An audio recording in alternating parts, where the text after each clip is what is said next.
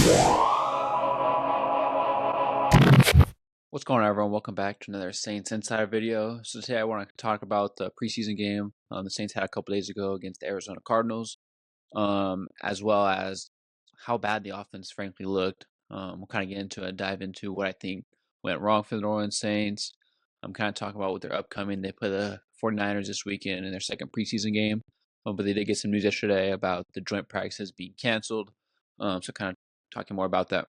So first, I kind of want to talk about the starting offense and how they looked against an Arizona Cardinals defense, which is pretty good, frankly. They didn't play really any of their starters offensively and defensively. I mean, the New Orleans Saints did start the first two games with their offensive starters fully: Derek Carr, Chris Olave. They were missing some people due to injuries, like a Rashid Shaheed. But yeah, it wasn't looking very good for them. To start off with, Derek Carr in the first play of the game almost threw a near interception, or the second play of the game, my mistake, where it got tipped at the line of scrimmage, and it frankly should have been picked off by the Arizona Cardinals. They were fortunate that it wasn't. Alvin Kamara had his best play of the game with this 5-yard rush to start the game. But after that, the offense just looked really stagnant. First drive, they gained 18 yards on 6 plays, got one first down, which was the offensive starting offensive only first down of the game. Again, they only played 2 drives, but it didn't look good against a backup defense out there. Again, they do have a new offensive coordinator this year. It's going to take some time to really learn the offense fully, learn what type of plays they like running, who's the guys they like in motion, and things like that. I think someone like Rashid Shaheed, once he returns to the lineup, could help that offense a lot.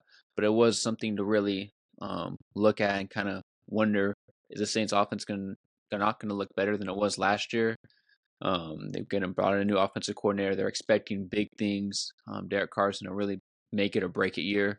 I think the entire Saints offense as a whole, as well as Dennis Allen, is going to make it or break it year.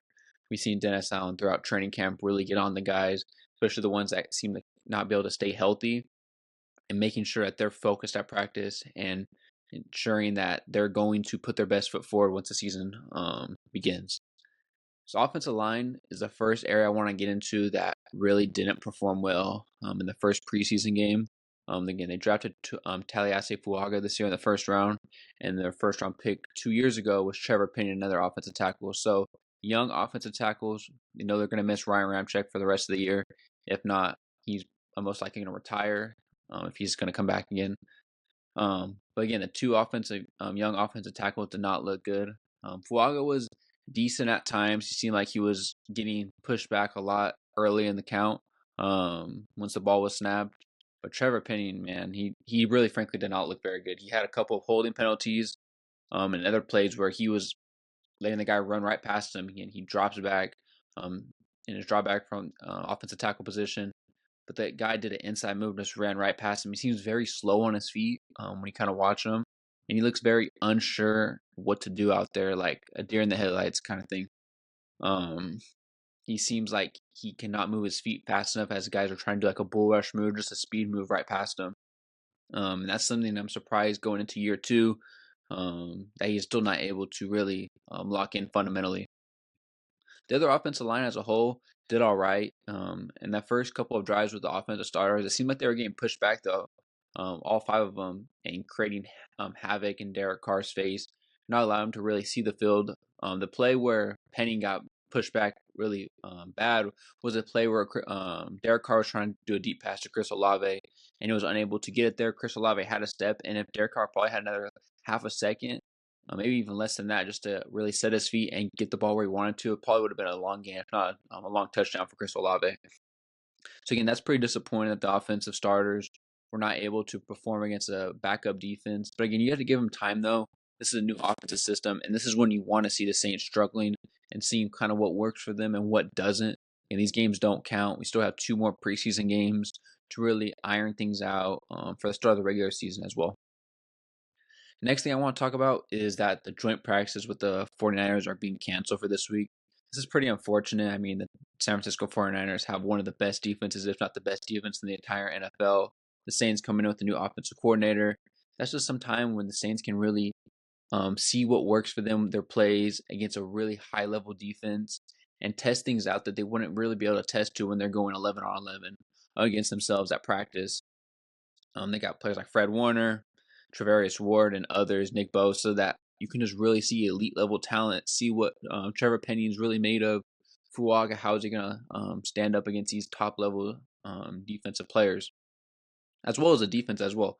The Niners have a phenomenal offense with Purdy, Debo, McCaffrey. Again, McCaffrey is hurt, which is another reason why the Niners have been canceling these joint practices, because they didn't feel like they had enough healthy bodies to put out against New Orleans Saints, which I understand. You can see a bunch of players already throughout the leagues getting hurt in training camp um, and during preseason games as well. You just saw Hollywood Brown for the Kansas City Chiefs got hurt, dislocated his shoulder, is going to be out past the start of the regular season, which is unfortunate. I think teams just understand that they have to take this slowly. Don't want to already make things worse if they already are dealing with some of the injury bug. They don't want to accelerate that. But again, the Saints defense could really benefit from those offensive reps against a great offense in the San Francisco 49ers. And I think they would test an area where the Saints are kind of vulnerable. I think the Saints secondary is very good, especially they can bring someone like a Justin Simmons in. Brought him in for an interview last week, took him to dinner, but nothing was made formal yet. And then the news broke today that the Atlanta Falcons, Saints rival, is bringing in Justin Simmons for a visit today, with hopes of potentially signing him. Saints I saw today, have $7 million more in cap space than the Atlanta Falcons, so the Saints can't outbid them if that's what it came down to. But again, it's always kind of interesting when a division rival brings in someone that they just brought in for an interview and a meeting, and then they're going to try and sign them instead of New Orleans Saints. They're kind of playing chess there, and you never want to let a guy get out the building without getting that contract done, which is unfortunate for the New Orleans Saints.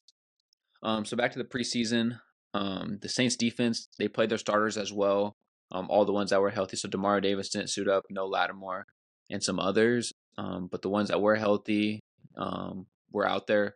Some players that really stood out for me was Chase Young, had, I think, a pretty good preseason overall in his first game. He looked very explosive coming off the ball, and he was able to get back in the backfield and really kind of create havoc for the quarterback. He was able to create a few pressures, made the quarterback step up, allowing Brian Bresee and others to really get in there. I thought the Saints defensive line was really the highlight overall of that first preseason game for the starters, more so. And I think that's really a strong point that the Saints can lean on this year. And something from last year when that was really their weakest point and they were allowing teams to run all over them and the secondary was trying to hold on for dear life. I think that's really a bright spot and something encouraging for the New Orleans Saints, that they can really lean on the entire defense. I think right now the weakest part is probably the linebacking crew, which says something because Demario Davis is one of the best linebackers in the league. We have Willie Gay, Pete Werner, who we just signed to a contract extension. And I think that right now is our weakest point, and I think that means a lot for the New Orleans Saints because I think that's still above half, being the best, above 50% in the league. So they kind of with the secondary, Kool-Aid McKinstry playing his first NFL game. I thought he was pretty good. He had a good pass deflection and coverage. Again, the ball was a little bit behind the receiver, but again, he still made a good play on the ball. And I think more, even better than that, was his tackles. It was like a 3rd and 4, 3rd and 5. The receiver ran a drag route across the field, like a 3-yard drag route, and Kool-Aid McKinstry tackled him right then and there. Not allowing to get the first down. Again, forcing 4th down. Those are big plays I think that the New Orleans Saints have struggled to make for years. And sometimes even I think all teams across the league really struggle to make those type of plays, but those plays turn from a 3-yard game. And if you miss that tackle, it's going to turn to 20, 30, 40-yard plays, which completely change drives and even momentums throughout the game. So again, the New Orleans Saints will play the San Francisco 49ers next week. Not too sure what's going to mean for the starters because Dennis Allen did say that the starters were going to play less this game in preparation for this joint practice against the Niners.